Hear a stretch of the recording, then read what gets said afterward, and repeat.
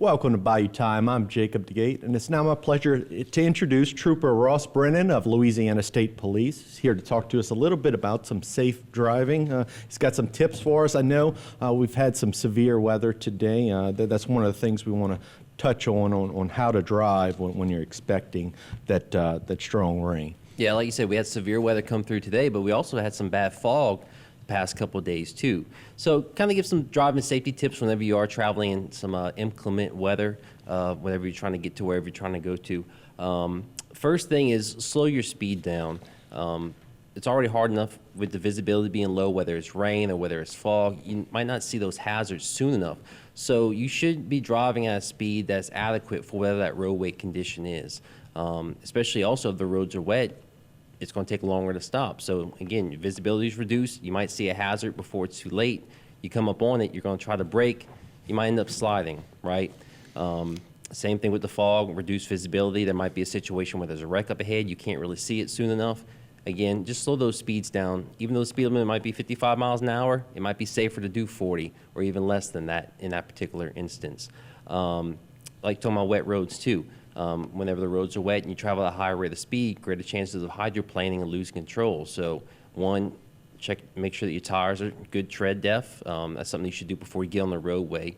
But also by reducing that speed, it helps prevent that as well. Increasing your following distance. Again, like I said, wet roads, it might take longer to stop. About average, whenever you have a bright sunny day, you should have a 3-second gap between you and the car in front of you. Whenever you have maybe fog or rain, you should have a little bit more of a gap, a little bit more than that 3 seconds. It allows yourself enough reaction time to potentially stop or to avoid a hazard if a car suddenly comes to a stop in front of you.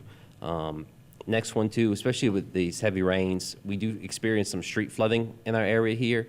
Never try to drive through flooded roadways. During the daytime, it's hard to gauge just exactly how deep some of this water is. It's even more difficult at night with reduced visibility and lighting.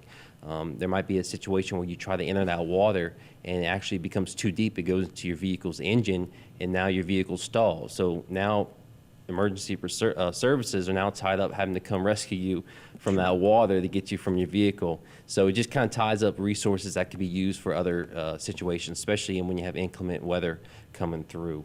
A big one too is hazard lights in whether it's the fog or the rain. I understand a lot of people's their thinking is their first instinct is to put those hazard lights on. If you read the state law, it actually is against the law to do that. And the reason why is because it can actually confuse other motorists on the roadway. If you're driving in heavy fog or rain and you just see a blur of lights in front of you that are flashing, you don't know if that vehicle stopped in the roadway, if it's on the shoulder, what exactly is going on. So it can create another potential crash to occur or a hazard that can lead up to one. And understand you're trying to be cautious, but if it is raining and your wipers are on, at a minimum, at least just have your headlights on. There's people out there that even if it's pouring down rain, they're not driving with those headlights on. So if you're concerned about visibility, at least have that on. That way everybody can see you as you're going down the roadway. And mentioned hazard lights, especially if you do have to pull over on the side of the road because, visibility is so bad. Before you do that, I always like to look at the right, line to make sure I'm staying within the line while I'm driving. That kind of keeps you in lane. But if it's that bad to where you're having to rely on that, pull over. But that's also a dangerous situation itself because other vehicles may not have great visibility. So, hazards when you pull over, I think that'd be something. Yeah, if you pull over on the side of the road and you stop, that's a situation where you can. Also, if you do try to pull over, if you feel like it's a little bit too dangerous for you to be driving, try to pull over in the area that's away from the roadway. It's not close to where the vehicles are traveling, whether it's in a parking lot or far off on the side of the shoulder or underneath the overpass, something like that. So yeah, that's definitely a good situation if you do feel a little too uncomfortable to drive in that weather conditions. But just driving in general, I know we are coming up to the holiday months. There's going to be a lot of people that are going to be traveling next week. If you are going to be planning to get on the roadway, now's the time to start making those vehicle preparations. Like we said, inclement weather like rain, check those wipers. Your best chance of seeing a hazard is being able to visually see it. So if your wipers are all blurry as they're going across your windshield, now's the time maybe check that out. Also check your car's fluids, check your tires, make sure all that's working order, make sure lights are working order. That way people can see you, you can see them. If you are planning to go on the journey, leave a little bit early. It allows you time in case there's some type of traffic backup or there's a holdup somewhere, traffic crash.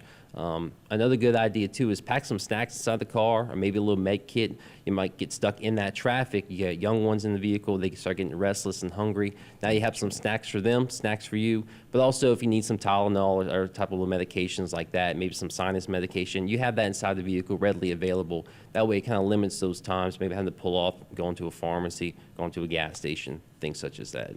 Now, another thing, before you take off for long trips, we still in, rebuilding mode, so you have a lot of nails in the road. So I guess that would be another thing that you'd want to, check your tires for nails. And if you do have one, make sure to get it fixed before you go out on the long road. Don't, just because it's not leaking air, I wouldn't, to chance it. Check your spare too. We have a lot of cases where we stop to help somebody with a flat. We go to put the spare on, the spare's flat. So if you have that time also, in addition to your normal 4 tires you're checking, check your spare, make sure that's in working order. It might be a good idea too to have a little air compressor, maybe some tire plug kits.